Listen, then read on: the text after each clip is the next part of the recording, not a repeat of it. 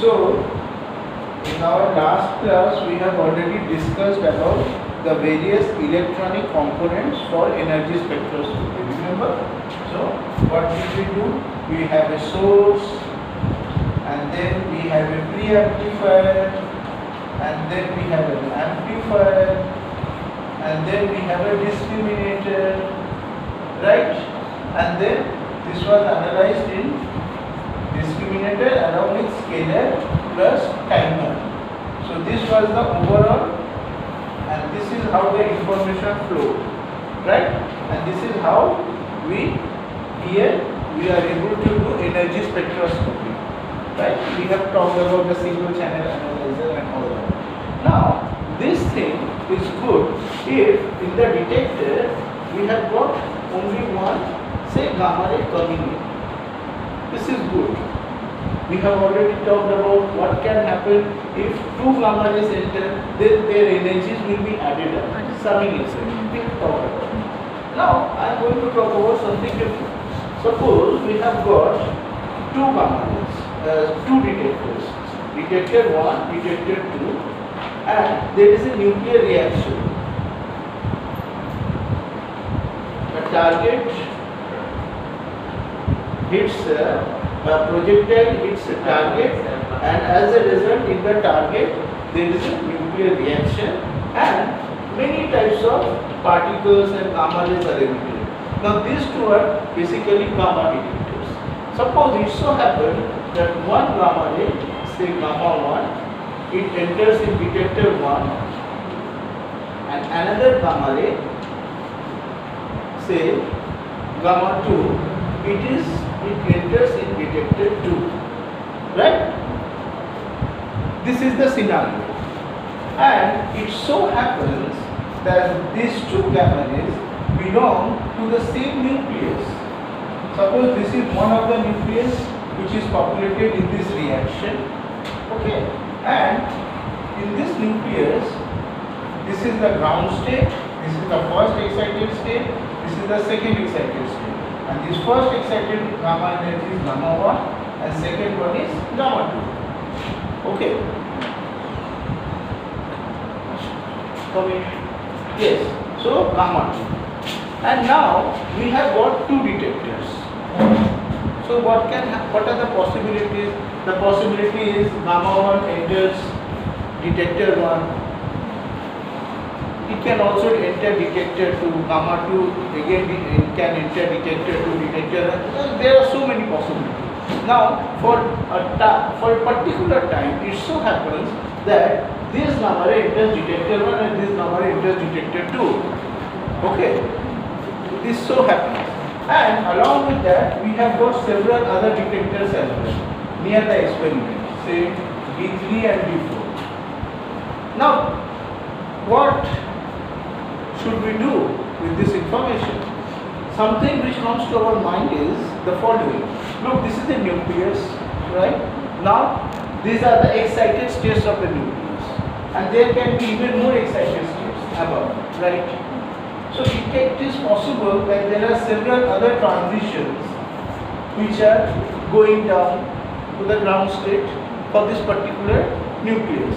So if we do a coincidence between gamma 1 and gamma 2, what we will get is all the other transitions which are connected to the nucleus. Do you understand what I am saying? What I am saying is the following. Say, in a nuclear reaction, there are large number of nuclei populated. Now consider one such nuclei, okay, and we are talking about the energy levels of that nuclei, and it so happens that if we detect these two gamma rays in coincidence of this particular nuclei, then and we put a coincidence condition that look, when gamma 1 is in D1 and gamma 2 is in D2, what do you observe in D3 and D4? If we put a condition like that, what will happen is that we will see this gamma ray, we will see this gamma ray, we will see this gamma ray and so on and so forth, and not the gamma rays of other nuclei. So in this way, using the coincidence technique, coincidence between two detectors, what we are doing is we are isolating a particular nucleus and studying it. বুঝতে পারছো? D1 to the D3 D4 সম্পর্কটা কি? It is just a detector. You can any detector. This is one particular case. In another event, it can happen that gamma 1 enters D4, gamma 2 enters D2. It can also happen. Then we will do a coincidence between D4 and D2. Here I have just shown this for your understanding and nothing else. So you understand, my aim is, look, in a nuclear reaction, so many nuclei are populated. Life is very complicated. So let's try to make life simple. How do we do that? We are isolating one particular nucleus of interest and trying to study it. And this is how you do the study. Now you must be wondering, sir, previously we were doing the energy spectroscopy. Why don't we do that? Okay, good. Now if we do the energy spectroscopy, look what will happen. Gamma rays from all these various nuclei, okay, they will be coming here. All of them. And you will see a very complicated spectrum. But from here, we will not be able to identify them or find out their own excited states. Understand? So just energy spectroscopy or 1D spectroscopy is not good enough for isolating and identifying the nuclei. First I have to isolate it and then I will study this. So I am using the coincidence technique. This is the main idea, basic idea behind coincidence. So the first thing, how do we do that? So this is the basic idea. Now how do we do that? Look here, concentrate. Let me first rub this part. Okay, I am again rubbing this part. So I have discussed the basic idea, why we need to do coincidence. This I have discussed. Now, how to do the coincidence? Let's talk about this. See, this was the energy spectroscopy part. Now here, if you remember, in the discriminator, what do we get? We will just having two levels. Remember? And then we are able to identify that only the level energy in between will be recorded, right? But in the entire scenario, all the signals were analog signals. Now consider two analog signals. One is this and another is this. This is time axis. How are you going to talk about coincidence between the two analog signals? So what we need to do, for doing coincidence, first we have to convert this analog signal into a digital signal. So this will be done by a separate component, okay, time peak of units. And so what will happen is that this is the thing. So what do we do is, first we convert this amplifier. Now for the case of timing, we will be using timing filter amplifier. This I will talk about. What it does, it will just give you the digital part. Here we are using the analog signals, but timing filter amplifier, it will give you the corresponding digital part. So for this two, you will just get such two digital signals and nothing else. Right. Let me tell you. So first I am converting the analog to digital. So up to preamplifier everything is fine.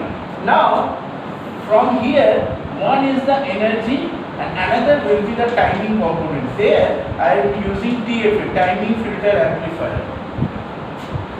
And there what will be done is that the corresponding analog signals will be converted to digital component. First part. Now next what will be done is the following. We are going to use a coincidence unit. See here, this is the coincidence unit I have shown. And what it does, it takes into as an input it has got two inputs. Input 1, input 2. Say the voltages are like this. Look, these are digital signals. So now we are going from analog to digital part, right? So now it can happen if this is the time axis, and we are saying that these two signals are coincident only if there is an overlap. Say for example here, tau 0, 2 tau 0. If we mention something like that, then I am trying to devise a way how to make timing signals coincident. So I have to say something about the time, how much overlap is there. So here I am going to say that the coincidence resolving time is 2 tau 0, and this will be possible if there is an overlap by plus minus 2 tau. So this signal length is how much? 2 tau 0. See? The overlapping into tau Overlap only. So this is the entire overlap. Let me give you an example.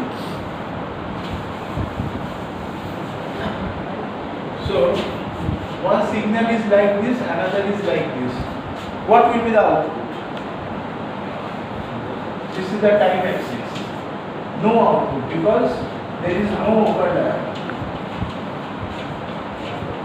So no output, no coincidence output. Right. Only if there is an overlap, then only in the output you will see a output signal, and this will mean that the two signals are coincident in this time window, coincidence resolving time. Let me talk about another case. So this is one, this is another. Yes, there is a slight overlap. Okay, so this will also be coincident. What if these two are just touch each other? This will not be coincident. There is no overlap in between. So this is how we are going to talk about coincidence.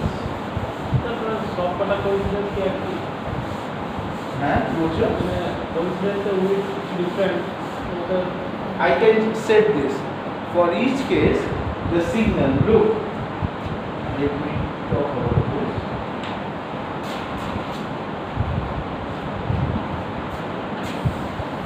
This is an analog signal, right? And here we have a corresponding digital signal. So what are the various components of this analog signal? Number 1, amplitude, right? Next you can say how much width it is.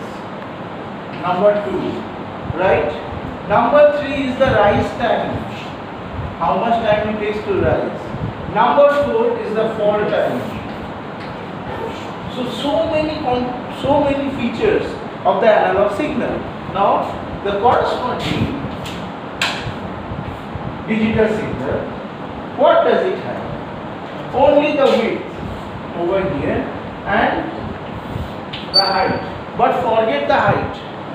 It will not there because this is digital. Either it is present or it is absent. So height doesn't matter. So it will have only one feature, and that is the width, and I am just going to play width. Okay, I can change the width in time. So you see, this is the very important difference between the two corresponding signals.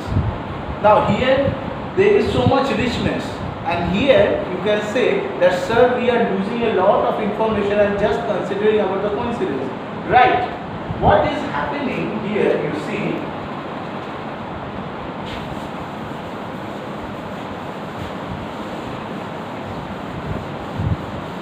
what is happening is like this. So this is the detector plus preamplifier. Okay. Now we are going to have two arms. One for energy spectroscopy and another for timing spectroscopy. And previously the amplifier component plus single channel analyzer plus scaler plus timer They are all there, and as a result we get energy information, right? This is the energy spectroscopy part. On the other hand, the same channel, same thing, if I can find only the time information, nothing else, just what is the time of arrival of the signal, I am just going to take that information over here and nothing else. So I don't need to do all this stuff. And for this single information, just the width is good enough. But here, in order to extract energy information, we have to consider all these parts.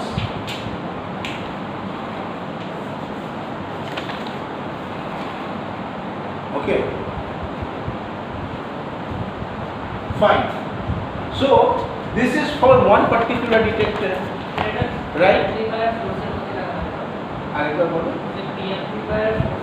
Right. Source is very close to the source to reduce the noise. Okay, noise and crosstalk and all that. Now,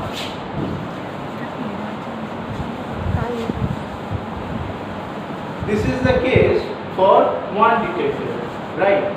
We can have another detector over here.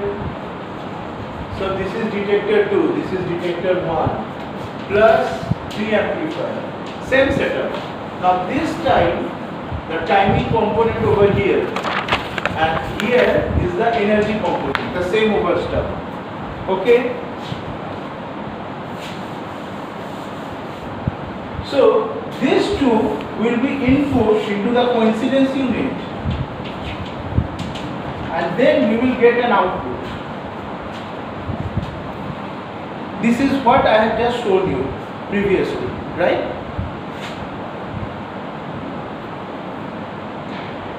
So this is more or less the idea for coincidence between two detectors.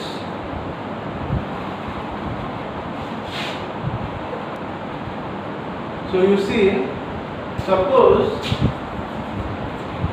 this gamma A enters detector 1 and gamma 2, gamma B, say AB, and drawing, gamma B enters detector B, and as a result,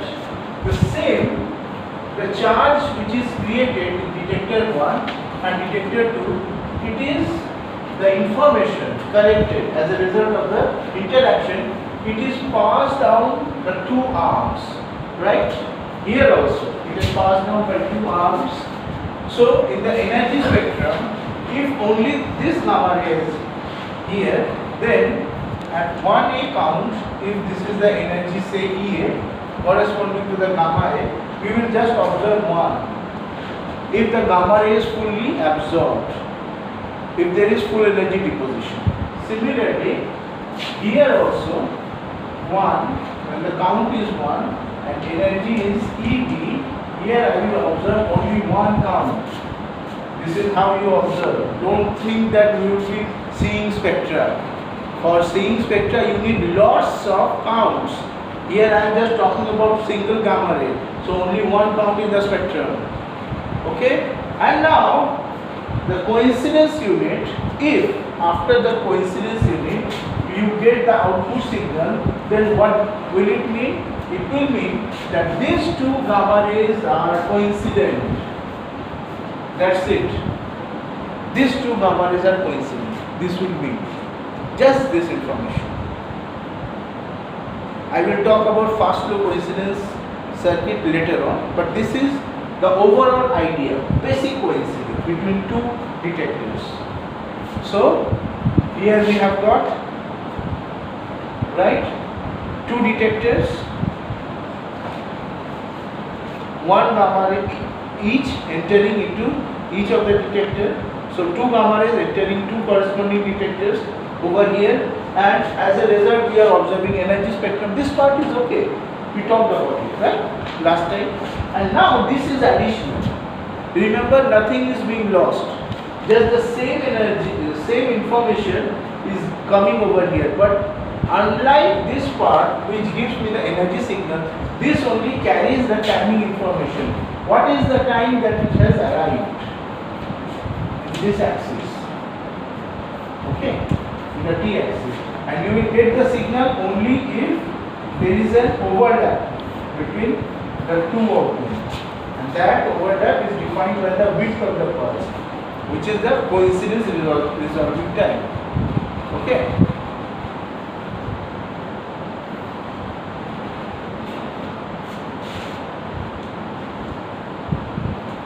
Any questions?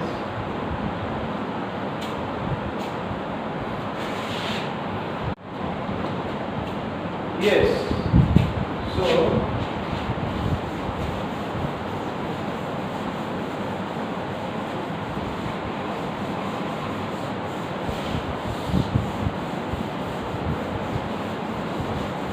again, why do we use digital signal? Because if we have two analog signals, how am I going to talk about the coincidence between the two of them? So it has got an expansion here also.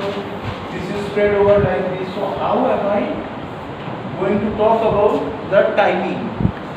Do we take the middle as the indication or something else? So it's much better, because there is a lot of noise also involved with this. So it's much better to go into corresponding timing, digital component, digital signals. That's why we are talking about analog to digital conversion over here.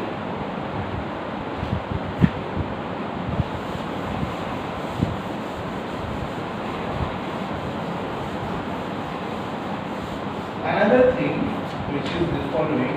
So this is the target, this is the projectile, okay, and this is the target over here, and as a result there is a nuclear reaction and a large number of nuclei are produced, right?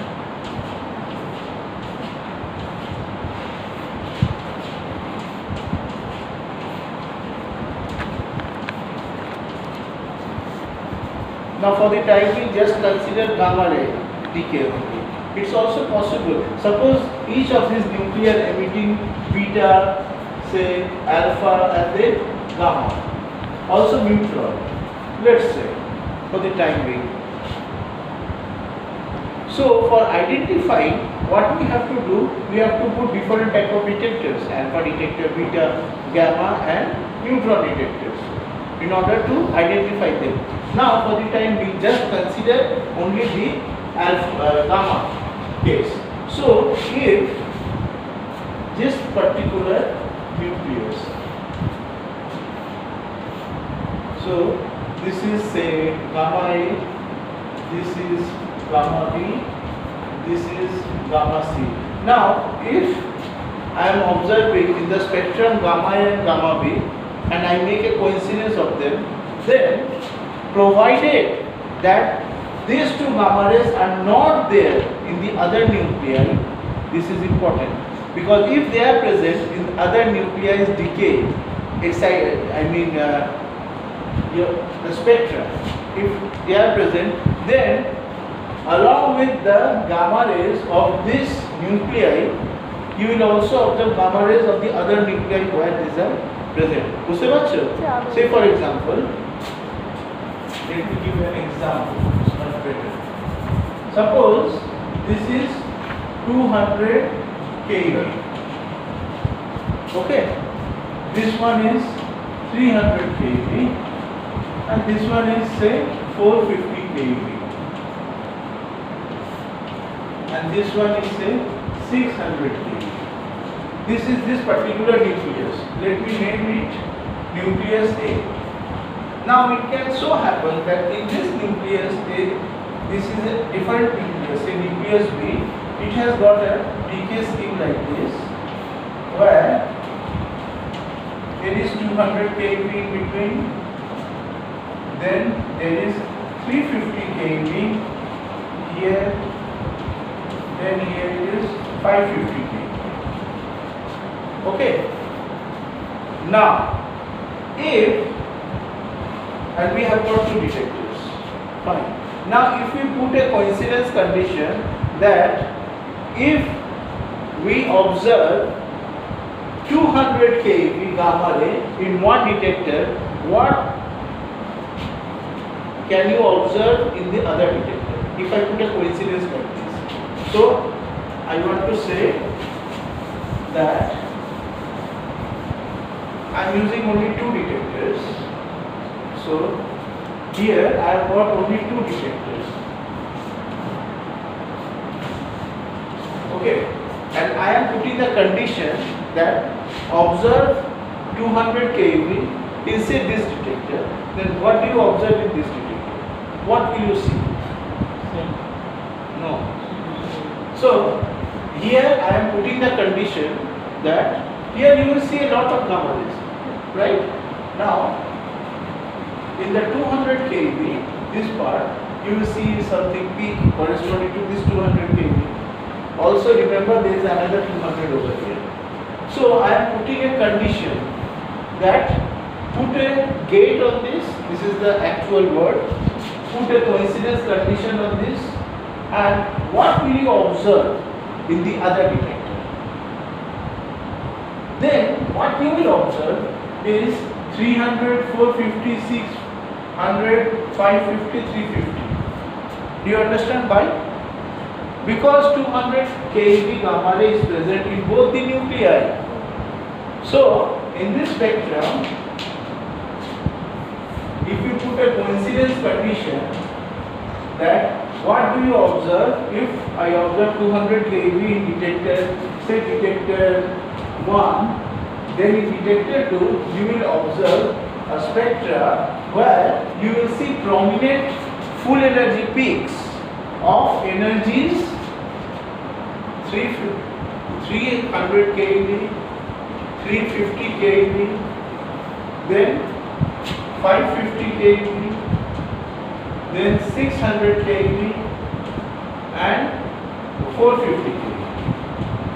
Okay. Now there is a problem. Problem why? Because you see, in this spectrum we are getting information of both of these nuclei. So this is the problem. Suppose I want to study only this nuclei. What shall I do? Can anyone tell me what should we do? The answer lies over here. And the answer is the following. Suppose we use, this is the basic idea. We need to have more and more detectors. Then we will be able to better isolate the nucleus of study. So instead of only having two detectors, if we have a third detector, number 3, right? Now see what happens. So we have detector 1, detector 2 and detector 3. Now what I am going to do is, in the detector 1 spectra you will observe all these gamma rays. Detector 2 again you will observe all these gamma rays.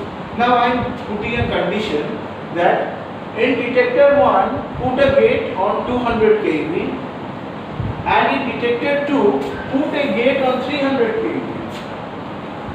Here also 200 will be there and then 300 will be there. Now put a condition on this 300 in detector 2 and then show me the spectra for detector 3.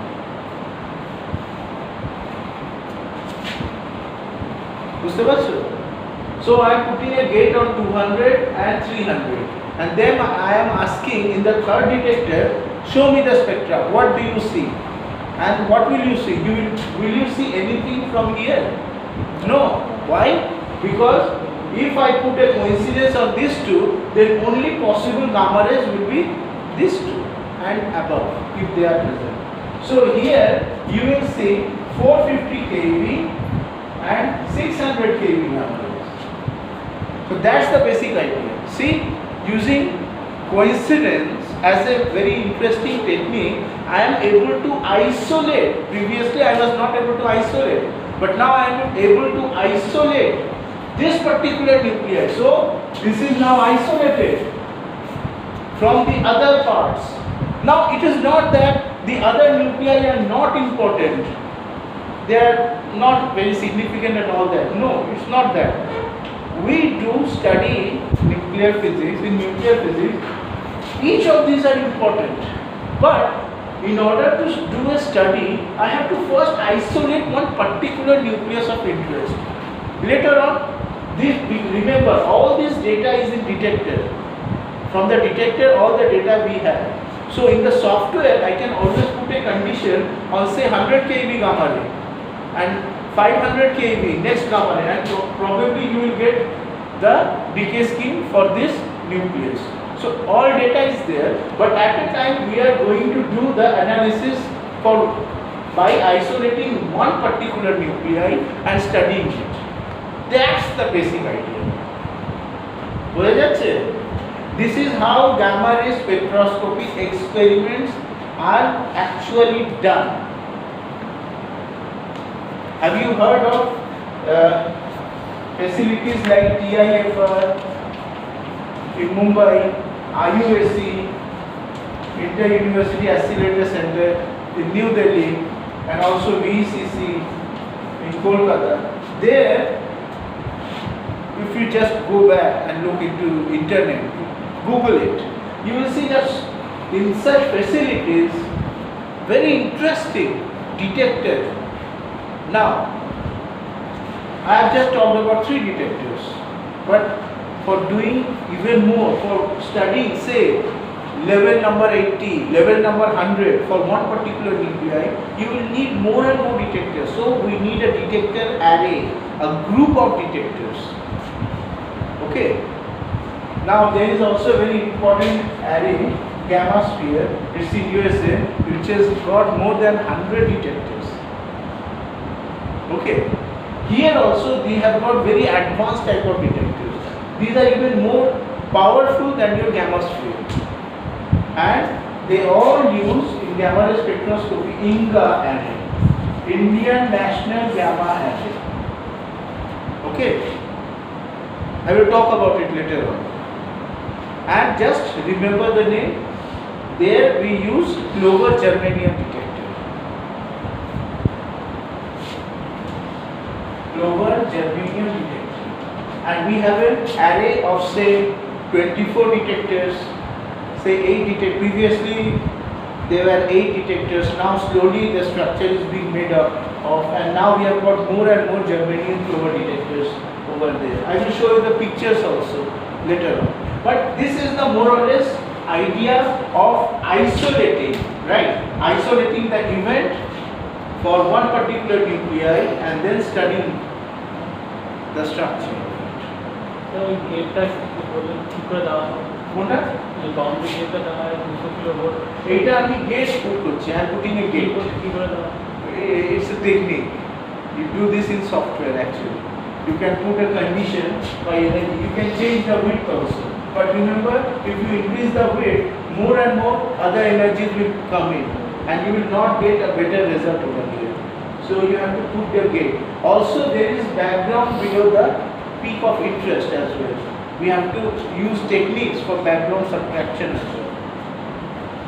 So সেই sir তার মানে detector 1 2 3 এরা interlink হতে তো They are there, and later on when I am connecting the timing signal of each of them into another even more sophisticated component known as TDC, time to digital converter, then in that way when the timing signals from each of these detectors enter the timing unit, common timing unit, say TDC, then they become interconnected, and that's the basic idea. In order to do the coincidence spectroscopy, we need to interconnect the detectors. But remember that each detector has got 2 arms, and the interconnection is being done in the timing part only. Remember the 2 arms previously I showed you? The interconnection is done only in the timing part, not in the energy part. Okay? In the energy part we put the condition based on the timing part, and then we observe the spectrum. এখানে আরেকবার এটা বলবেন 200 kilovolt থেকে mix হয়ে যাবে দুটো nucleus একসাথে থাকার জন্য, তো ওখানে 300 কিলোভোল্টে দেখো আমি যদি এই nucleus here 200, I am putting a gate on 200, here also 200 is there. So if I just put a gate on 200 and try to observe what's there in detector 2, then this be observed, this will be observed, this and this will be observed. Why? Because 200 is a common gamma ray for these two nuclei. Fine. Suppose 200 is present in some other nuclei, then the gamma rays of that nuclei will also be there. Okay. Now, what I do next? I do the trick. I am not interested in this nuclei. I want to study that. And luckily, I know the just energy, gamma ray energy above the 200, which is 300. So I put a gate on 300 here, not here. Here I have already put a gate on 200, and now I am putting a gate on 300 on this detector. So the basic idea is when 200 kV gamma ray is entering detector 1 and 300 kV gamma ray is entering detector 2, show me what is there in detector 3, and then in that case all the other gamma rays which are there, they will be observed in detector 3. Okay, this is a very basic way of doing coincidence. There are even more sophisticated methods, but let's not talk about it. আমি দুটো কি করে দেবো? আমি একটা energy দুটো মানে independently আমি নিতে পারবো না। Only one energy will, one detector, one energy condition. But remember, if I increase the weight, lots of other energies will be entering, and then the condition will not be much useful, right?